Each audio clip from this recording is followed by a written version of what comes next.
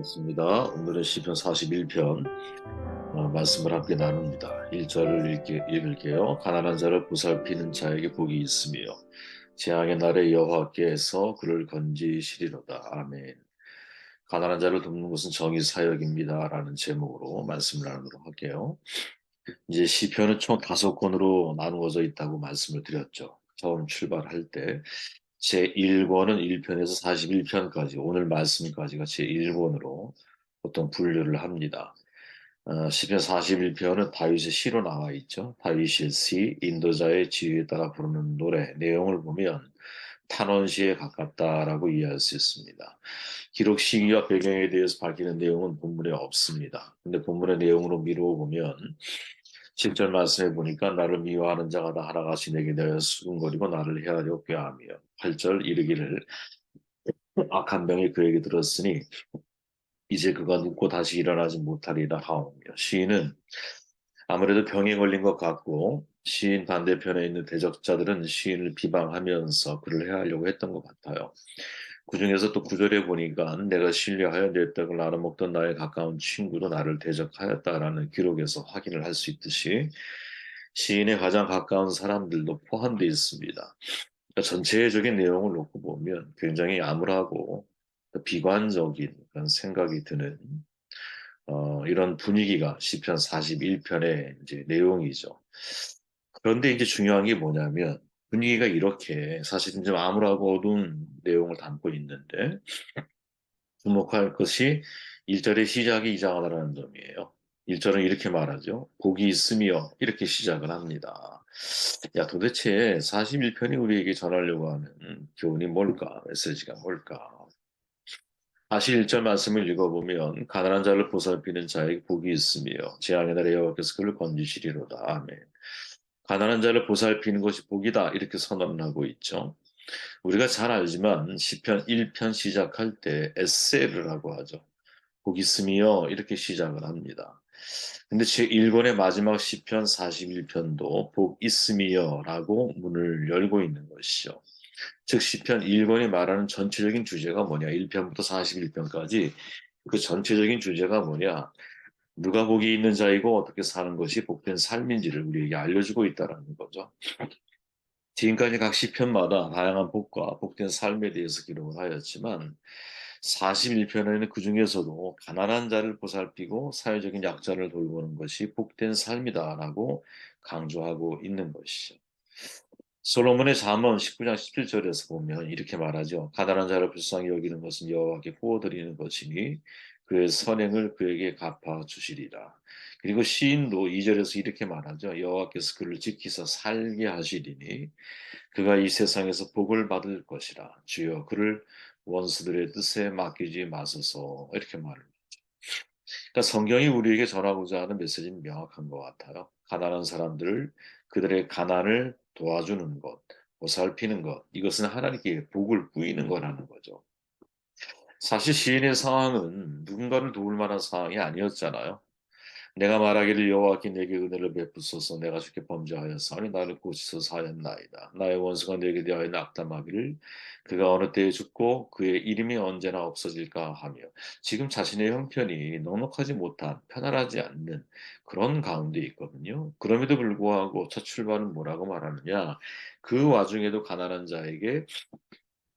자들을 또 보살피는 사람들은 복이 있다 이렇게 선언을 하고 있다라는 거예요. 어찌 보면 자신이 지금 어려운 가운데 있기 때문에 오히려 가난한 자들의 마음을 이해하게 된 것이 아닐까 이런 생각을 하게 되는 것이요. 그러나 우리가 정말 주목해야 할 내용들이 있다면 이제 유대인들 특히 이스라엘 백성들에게 있어서 가난한 사람들을 구제하는 문제는 사실은 대단히 중요한 정의 문제라는 거예요. 이게 무슨 말인가 하면 팀 켈러 목사님이 계시죠. 그팀 켈러 목사님이 이렇게 말을 해요. 교회 아니라 그 지역에 가난한 사람들이 있다는 것은 돌아가야 할 몫을 돌아가지 않게 하는 하나님의 정의를 실천하지 못한 일이 되는 것입니다. 팀 켈러가 정의란 무엇인가라고 하는 글을 통해서 우리가 어떻게 정의를 이룰 수 있는가라는 제목으로 구체적인 대안들을 제시하거든요. 그러면서 하는 말이 먼저 왜 가난한 사람들을 돕는 사역을 구제 사역이라고 말하지 않고 정의 사역으로 말을 해야 하는지를 설명을 해요. 구제는 가난한 사람들을 돕는 자살행 같은 느낌을 주잖아요. 구제하는 사람이 선한 일을 한다라고 하는 뉘앙스가 그 속에 포함되어 있어. 그러나 팀 켈러 목사는요, 구제는 절대로 이제 가난한 사람을 돕는 것은 절대로 이것은 선한 일이라고 보기 전에 정의를 실현하는 거라고 이해를 해야 한다라는 거죠. 왜 그런가 하면 레위기 24장 22절에 보면 미시파트라고 하는 히브리어가 이제 사용되어지는데 이 단어가 굉장히 중요한 뜻을 가지고 있다고 말을 하는 거예요. 본문이 이렇게 말하죠. 거류민에게든 본토인에게든 그 법을 동일하게 할 것은 나는 너희의 하나님 여호와 이민이라. 동일하게 법을 적용해야 한다라고 말을 하는 거죠. 여기서의 미시파트, 그 법을 동일하게 하라는 뜻을 가지고 있거든요. 징벌이든 보호든 보살핌이든 마땅히 돌아가야 할 몫을 그에게 주어야 한다. 이런 말이에요. 그런데 이 단어가 주로 가난하고 소외된 자들을 향해서 말씀하실 때 사용이 되어지고 있다라는 거지. 그러니까 더 쉽게 말하면 교회 아니라 지역의 사람들이 가난한 사람들이 있다라고 하는 것은 그들에게 마땅히 돌아가야 할 몫을 돌아가지 않게 했다라고 하는 하나님의 정의가 실천되지 못하는 일로 간주하고 있다라는 거죠. 그러니까 약자를 돌보는 것은 사실은 이스라엘에게 의무였어요. 구약에서 선지자들이 이스라엘이 하나님의 심판을 선언할 때 예배를 드리지 않는 것이나 성경을 열심히 읽지 않는 것으로 책망하지 않거든요. 오직 뭐라고 말해요? 고아와 과부를 돌보지 않은 것을 책망을 하고 있죠. 다시 말하면 사회적인 약자를 돌보는 삶이라고 하는 것은 이스라엘 신앙 전체를 판가름하는 중요한 어떤 기준이요. 또 이스라엘 사회의 건강으로 체크할 수 있는 중요한 열매라고 봅니다. 그래서 팀 켈러는 한 개인이 다른 개인을 돕는 것, 한 교회가 한 사람을 돕는 것, 이거 참 중요한 일이지만 사실은 이것이 정의 사역에 관련된 일이기 때문에 구조적인 문제들을 근본적으로 해결하기 위해서 노력을 해야 한다. 전략이 필요하다. 이렇게 이야기를 해요. 이거 사실 저희 이제 교회들이 이제 우리 이제 미래 사역 세대를 이제 섬기는 사역을 하잖아요. 이 미래 세대 섬기는 것도 사실은 되게 중요한 전략이 필요하잖아요. 부모의 마음을 어떻게 접근해 갈 것인지, 아이들을 어떻게 하면 성경적 기독교 세계관으로 바꿀 수 있는지, 그랬을 때의 공동체 교육이 왜 중요한 문제인지, 이제 포스트 모더니즘 시대가 되면 개인의 감성을 추구하는 시대로 이제 변질 바뀌게 되어 이제 이미 그런 영향을 아이들이 받고 있잖아요.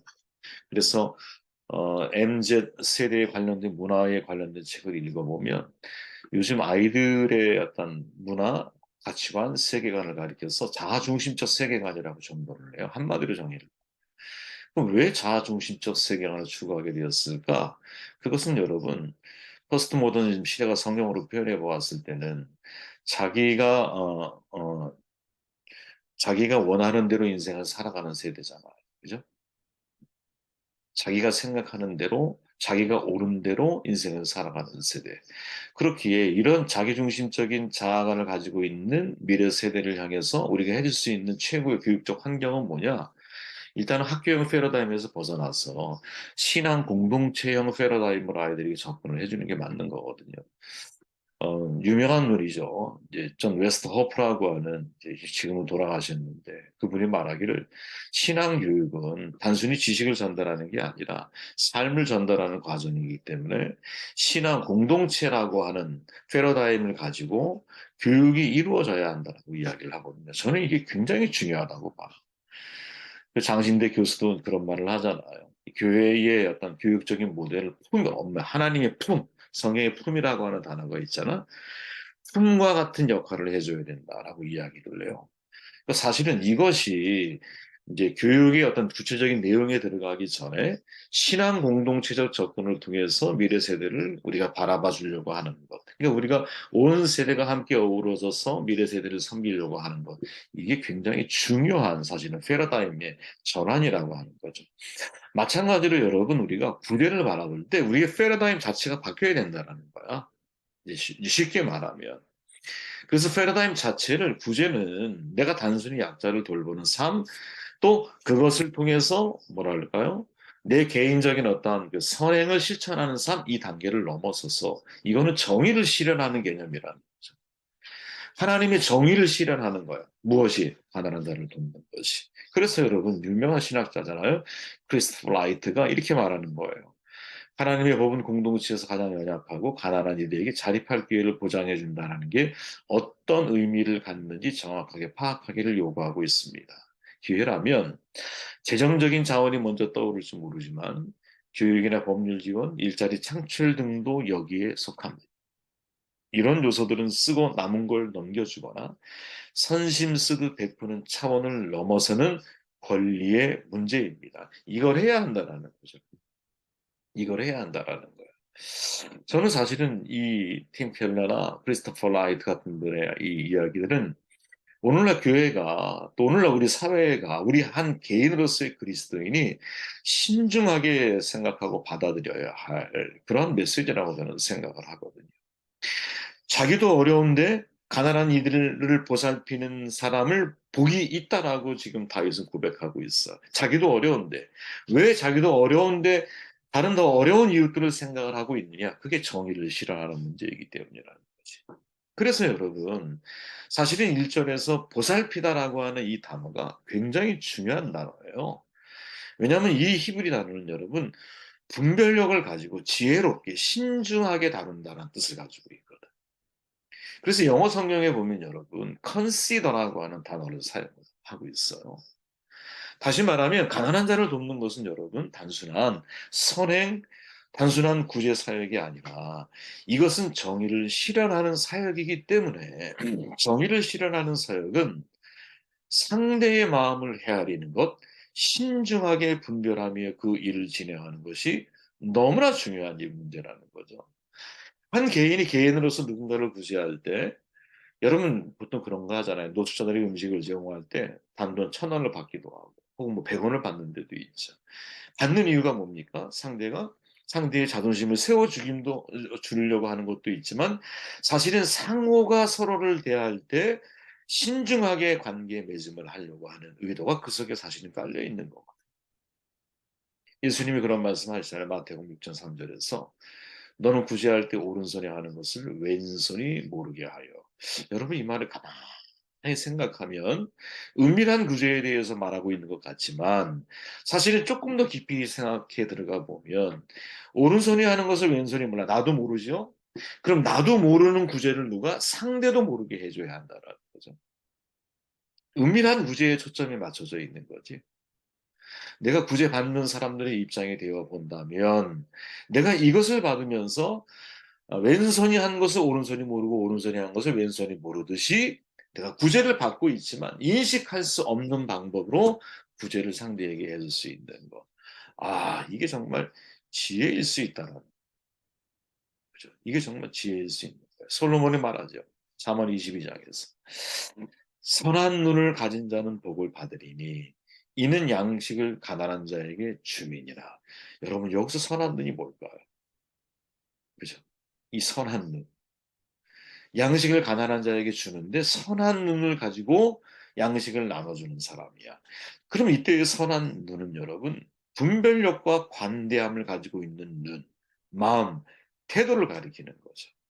그래서 공동 번역에서는 이 구절을 이렇게 번역해요. 남 보살펴주는 사람, 곧 가난한 사람에게 제 먹을 것을 주는 사람은 복을 받는다. 자, 또 나오죠. 보살펴주는.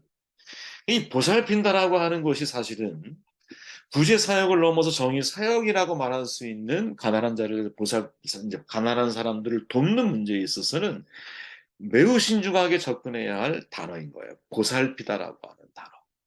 그죠?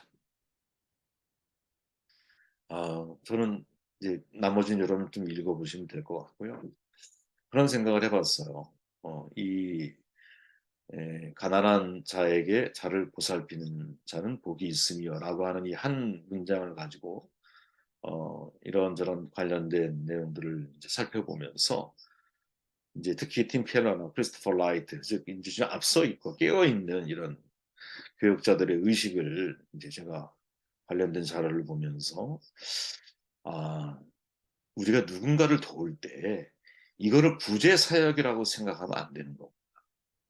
이거는 마땅히 하나님의 정의를 실현시켜 나아가는 정의 사역이기 때문에 우리가 과연 누구를 위한 정의이고 무엇을 위한 정의인가를 질문할 때 교회가 이 정의 사역을 보살피다.